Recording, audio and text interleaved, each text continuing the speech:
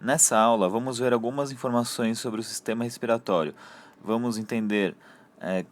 como está organizado esse sistema no que diz respeito à anatomia dele, quais os órgãos que formam esse sistema, como ocorre o funcionamento desse sistema. Então, vamos tentar entender a fisiologia do sistema respiratório, qual a importância dele para o nosso corpo, para o corpo humano, e vamos tentar também entender a diferença entre respiração sistêmica e respiração celular. São dois termos distintos e que dizem respeito a coisas distintas, e também vamos comentar algumas doenças relacionadas a esse sistema,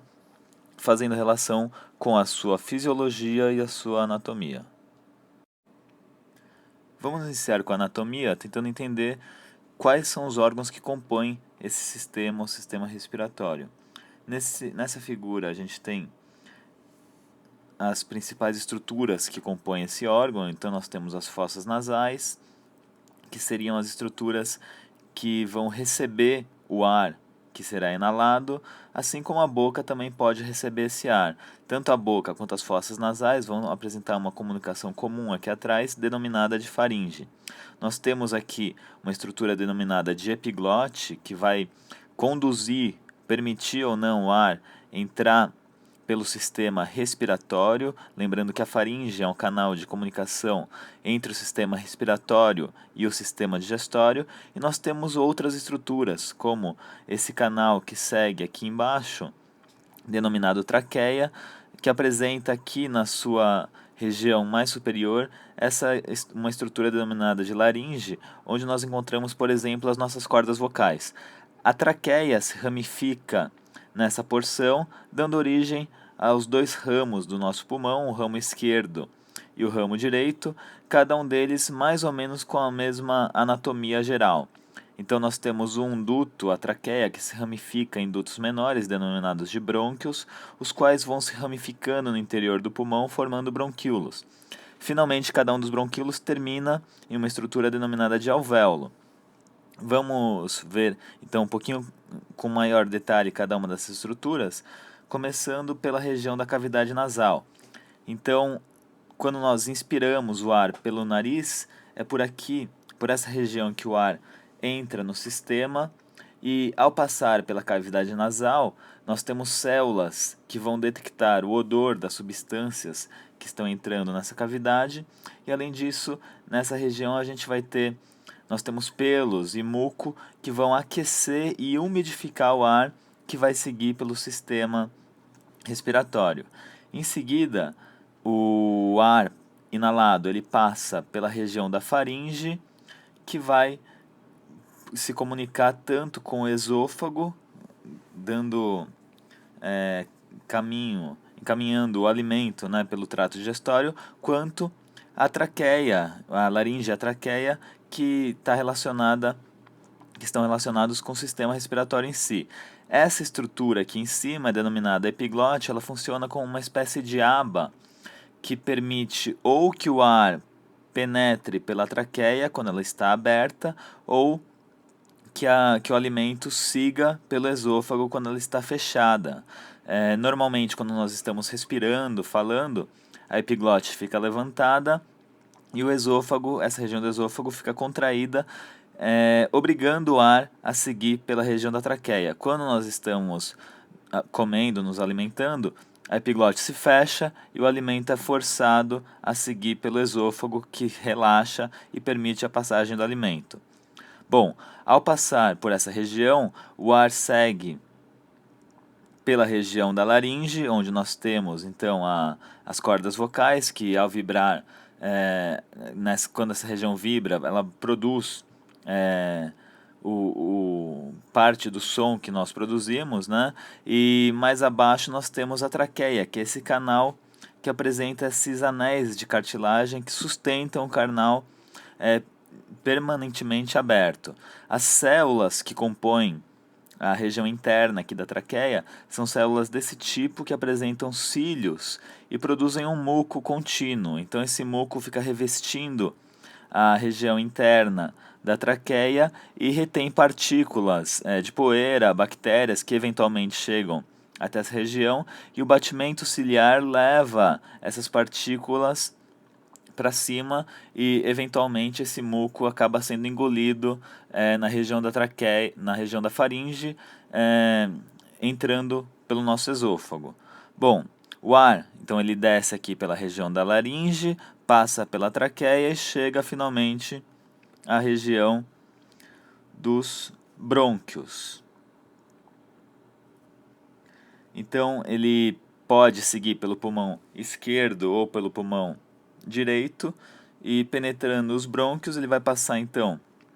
pelos bronquíolos, chegando finalmente aqui na ramificação final, que são os alvéolos, que se organizam em uma espécie de cacho. Cada bolotinha dessa corresponderia a um alvéolo, e é nesse local e somente nesse local que nós vamos ter a troca gasosa de fato. Então a troca de gases do corpo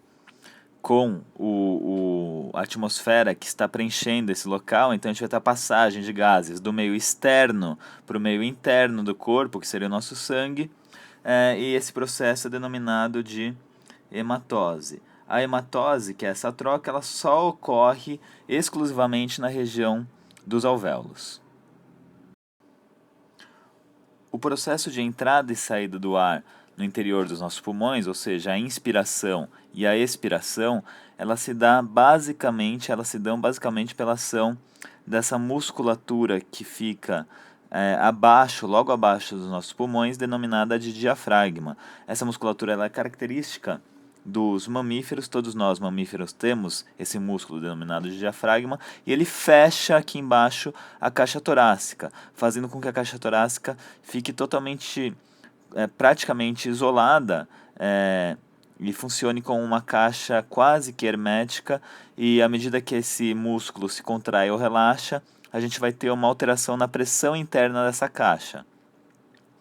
Então, quando nós inspiramos o ar, como nós estamos vendo aqui nessa figura aqui da esquerda, o que nós fazemos, na verdade, é contrair a musculatura do diafragma, o que leva a uma expansão da caixa torácica como um todo, diminuindo a pressão interna dessa caixa, o que provoca também a diminuição da pressão interna do próprio pulmão. Essa diminuição da pressão interna desse espaço faz com que o ar que está na atmosfera, a uma pressão maior, penetre por esse sistema, penetre na verdade pelos nossos pulmões, chegando até os alvéolos pulmonares. Quando nós relaxamos a musculatura do diafragma, a caixa torácica volta para sua posição inicial, basicamente devido à elasticidade da própria caixa, o que faz com que a pressão dessa caixa torácica aumente, aumentando a pressão interna dos pulmões, o que faz com que o ar seja expulso novamente para a atmosfera. Uma vez que o ar penetra no movimento da inspiração, penetra nos pulmões e chega até os alvéolos, nós vamos ter esse processo, que é o processo da troca gasosa em si, denominado, como eu falei anteriormente, de hematose. Então o ar ele chega até os nossos alvéolos, que são estruturas extremamente finas, de espessura, basicamente da espessura mínima que uma estrutura pode ter, que seria a espessura de uma célula. Então aqui nós temos representado o interior de um alvéolo e aqui o cacho de alvéolos, e esses alvéolos são rodeados por um conjunto de capilares sanguíneos que estão representados aqui, que vão irrigar e trazer o sangue pobre em oxigênio até o alvéolo e rico em gás carbônico, para que possa ocorrer a troca gasosa e esse sangue passar a ser um sangue rico em oxigênio e pobre em gás carbônico para retornar ao corpo. Então esse sangue chega por essa artéria pulmonar, que a gente está vendo trazendo esse sangue pobre em oxigênio, e volta pela veia pulmonar, levando o sangue de volta ao corpo. Aqui nós temos um detalhe desse processo. Então o sangue pobre em oxigênio, denominado de sangue venoso, está chegando aqui próximo ao alvéolo. À medida que o sangue vai passando, e o sangue ele possui essas células denominadas de hemácias, que são as células que de fato vão carregar o oxigênio, à medida que o sangue passa próximo aqui ao alvéolo. Então notem aqui também que o capilar, assim como o alvéolo, é um tubo extremamente fino, de espessura também de uma célula, permitindo que ocorra essa troca gasosa. Então, à medida que o sangue passa próximo ao alvéolo, o ar que está presente aqui no interior do alvéolo, ele é rico em oxigênio e esse oxigênio passa para dentro das nossas hemácias. Ao mesmo tempo, ao longo desse percurso, o gás carbônico, que tem uma concentração maior aqui no sangue do que no interior do alvéolo, passa para o interior do alvéolo. Esses processos todos são simplesmente por difusão, de modo que o sangue, depois de passar próximo aqui ao alvéolo, passa a ser um sangue agora denominado de arterial, que é um sangue rico em oxigênio e pobre em gás carbônico. Esse sangue arterial ele vai ser levado até os nossos tecidos, nossos órgãos todos do corpo, e aí à medida que esse sangue arterial passa aqui também por capilares sanguíneos próximos às células dos tecidos todos que compõem o nosso corpo, o oxigênio presente nas hemácias vai ser deixado para as células, para que elas possam utilizar esse oxigênio, e o gás carbônico que está presente no interior dessas células vai ser levado, vai ser conduzido por esse sangue que passa agora a ser novamente um sangue venoso. Então, o sangue arterial, quando ele passa próximo aos tecidos, ele torna-se agora novamente o sangue venoso e precisa voltar a passar pelos pulmões para que ele volte a ser um sangue novamente arterial. Esse processo de entrada e saída do ar nos nossos pulmões e a troca gasosa que ocorre quando o ar está preenchendo os nossos alvéolos, que nós acabamos de ver, corresponde à respiração sistêmica, ou seja, seria a ventilação pulmonar que vai promover essa troca gasosa. Já a respiração celular seria aquele processo que está ocorrendo no interior das nossas células, no qual ocorre a utilização do oxigênio que foi levado até lá por aquele processo que nós vimos anteriormente, e a célula vai então recolher esse oxigênio e utilizá-lo no processo da produção de energia. Isso vai acontecer no caso das nossas células, mais especificamente no interior dessa organela citoplasmática, que seria a mitocôndria. Então, no interior da mitocôndria que vai ter a utilização de fato desse oxigênio que foi levado até as células. A mitocôndria ela vai fazer a reação entre a glicose, que está presente também na célula, com o oxigênio que chegou até lá, e nesse processo ela vai quebrar a molécula de glicose, produzindo moléculas de gás carbônico que serão eliminadas posteriormente, vai produzir também nesse processo moléculas de água e vai produzir, obviamente, uma grande quantidade de energia. Essa é a finalidade do processo, inclusive, que vai ser utilizada posteriormente pela célula para todos os processos metabólicos.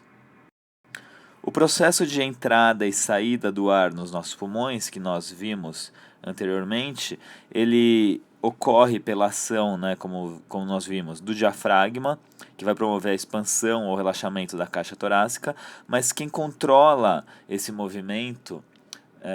quando de modo inconsciente, obviamente nós temos um certo controle sobre isso, mas mesmo que nós não nos concentremos nesse movimento de inspiração e expiração, ele acontece de modo espontâneo e quem controla esse movimento é essa região do nosso encéfalo denominada de bulbo. O bulbo ele comanda tanto o diafragma quanto os músculos aqui das nossas costelas, chamados de músculos intercostais, que vão estar relacionados a esse movimento da inspiração e expiração, e ele que monitora a taxa de gás carbônico presente no nosso sangue e vai fazer com que nós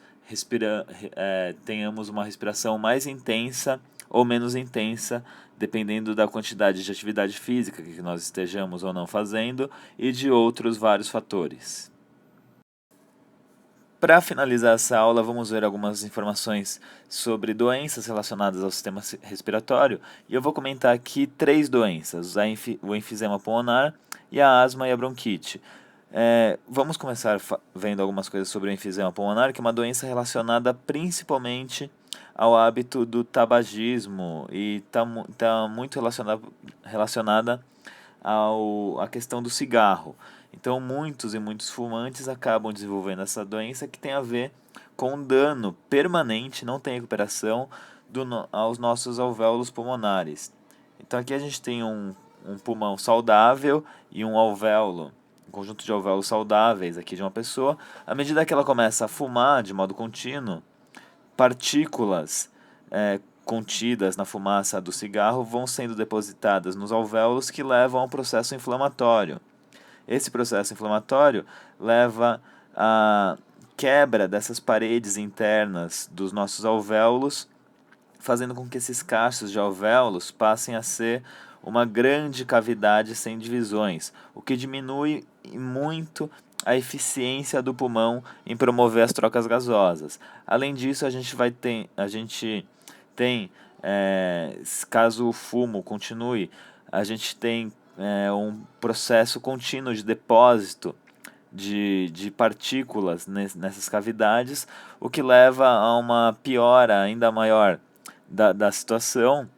e do estado do indivíduo, e o pulmão, ao longo do tempo, passa a apresentar, inclusive, uma mudança física notável. A gente consegue perceber claramente essa condição no pulmão do indivíduo que sofre dessa doença. As outras duas doenças seriam a asma e a bronquite, que são doenças muito parecidas, para falar a verdade, por isso que eu coloquei as duas juntas aqui. Os sintomas são extremamente semelhantes. Tanto a asma quanto a bronquite são doenças que estão relacionadas a uma diminuição da abertura dos brônquios e principalmente dos bronquíolos. Então, por um processo ou de alergia, ou inflamatório, ou de infecção,